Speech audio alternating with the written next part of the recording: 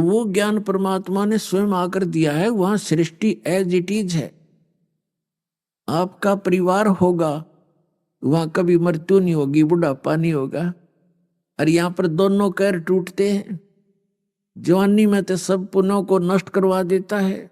सारा दिन एक रोटी के लिए दिन रात भटकता रहता है ये प्राणी, और फिर भी इसकी पूर्ति नहीं होती, क्योंकि ये काल का लोक है। यहाँ कभी भी कोई वस्तु पूर्ण नहीं हो सकती। और जिस सुख को, जिस वस्तु को हम यहाँ खोज रहे हैं, वो सतलोक के अंदर है, यहाँ नहीं है।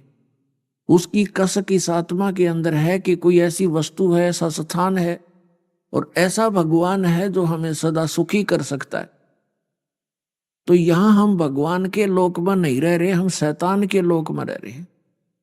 आप देख रहे हो, भगवान हो और ऐसे दुख, किसी के हाथ कट गया, किसी की आंख फूट गई, किसी को कैंसर होगी, किसी की बेटी मर गई, किसी का बेटा मर गया, परिवार नष्ट हो गया, छोटे छोटे बच्चों को छोड़कर माँ बाप मृत्यु को प्राप्त हो जाते हैं। तो यहां भगवान हो तो क्या ये दुख हमारे देख ले वो? हम कसाई के लोक में रह रहे हैं, कसाई के।